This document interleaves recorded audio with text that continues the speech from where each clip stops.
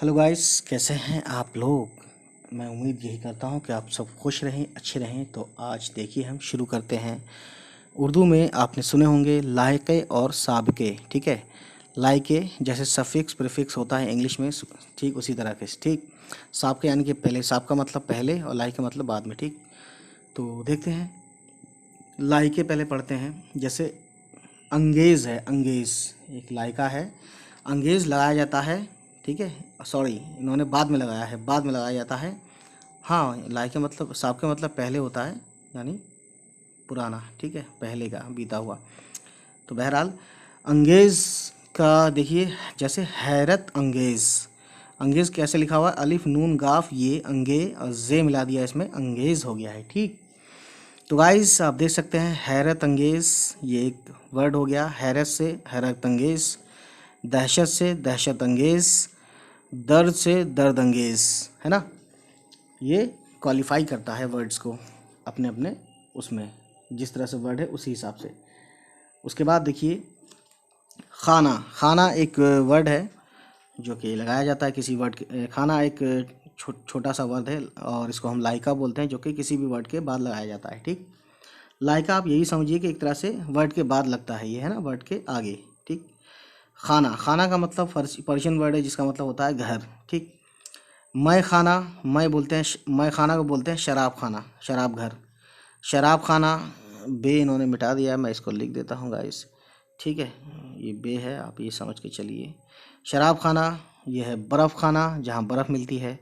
गऊ खाना, जहाँ पे गऊ रहते हैं, गऊ मतलब गऊ माता वगैरह, काउज, है ना। गुस्ल खाना, जहाँ पे नहाते हैं, ठीक है। अब एक है अगला लाहिका मंद। मंद का देखिए इस्तेमाल, गैरतमंद यानी कि जिसे शर्म आती हो उसे गैरतमंद बोलते हैं। दर्दमंद जिसे दर्द होता है। अक्लमंद जिसे अकल हो, है ना, अक्लमंद। दौलतमंद अमीर को बोलते हैं। सेहतमंद यानी जो स्वस्थ हो, हेल्दी हो। ख्वार, ये एक वर्ड, ये है लायका ख्वार, है ना। इसका प्रयोग देखिए कैसे करते हैं। नमक ख्वार यानी नमक खाने वाला। शीर ख्वार यानी जो छोटा बच्चा होता है दूध पीने वाला। गम ख्वार यानी जो गम बांटता है और गम सुनता, मतलब गम में शरीक होता है, किसी का गम अपना गम समझता है, ठीक है। और गाइस देखिए, ये है दार। ये बहुत यूज़ किया जाता है उर्दू में, जैसे कि मालदार, ये जानते हैं इसका मीनिंग आप। ज़मींदार, इसका भी मीनिंग जानते हैं आप। चौकीदार यानी जो चौकसी बरतता है, जो तैनात रहता है, चौकीदार, जानते हैं आप इसका मीनिंग। राजदार, जो राज आपके जानता है उसे राजदार बोलेंगे, या जो भी जानता होगा।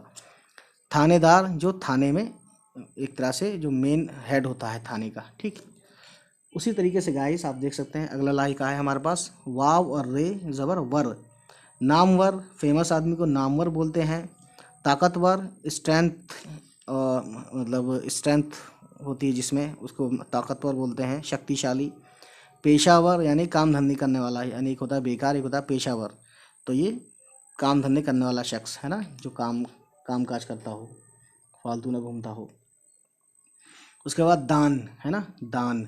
यहाँ दान का मतलब उर्दू वाला दान वो दान नहीं है हिंदी वाला जिसमें हम दान देते हैं, दक्षिणा देते हैं या किसी को पैसे बांटते हैं गरीबों को, ये वाला दान नहीं है। इसका मीनिंग देखिए, रोशन दान, यानी कि जहाँ पे रोशनी रखने के लिए एक जगह होती है, या जो बना हुआ होता है स्पेशल रोशनी के लिए, है ना, दीवारों में और ऐसी जगह आपने देखा होगा, या स्पेशल बनाते भी हैं। उगाल दान, जिसमें उगलते हैं, छोटा सा एक कलश कलश टाइप का होता है, मतलब भगोने, वो सॉरी, जग टाइप का, ठीक है। पानदान, पानदान जिसमें पान वगैरह रखते हैं, ठीक है।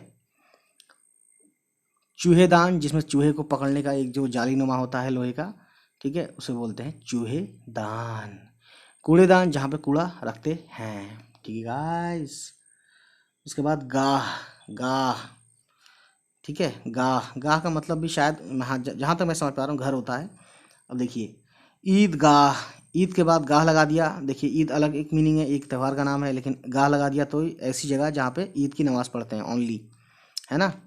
और ये पिछले जैसे काफ़ी साल पहले ये आबादी से बाहर होती थी, अब लेकिन आबादी बढ़ गई है तो ये आबादी में आ गया है, ठीक है। तो ये अलग टॉपिक है। बहरहाल ये देखिए, इबादत गाह, जहाँ पे इबादत करते हैं, जहाँ पे नमाज़ें पढ़ी जाती हैं, या जहाँ जहाँ पे इबादत गाह का मतलब यही नहीं है कि सिर्फ नमाज पढ़ी जाए। इबादत का मतलब होता है पूजा पाठ, है ना, ये सब चीज़ें इसमें शामिल हैं इबादत में।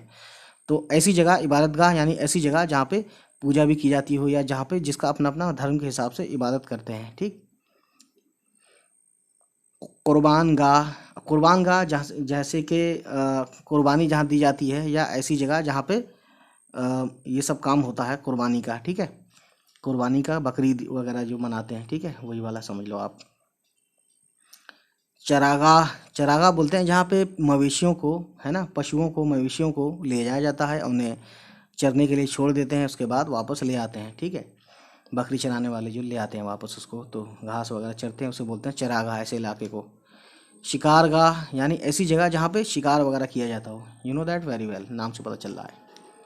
अब देखिए गाइस, बहुत ही ज़्यादा अच्छे से आप समझेंगे मेरी बात, मेरी कहानी। याब, ये याब लगाते हैं किसी भी वर्ड के बाद, जैसे पायाब। ठीक है, अब पायाब का मतलब बताता हूँ मैं आपको।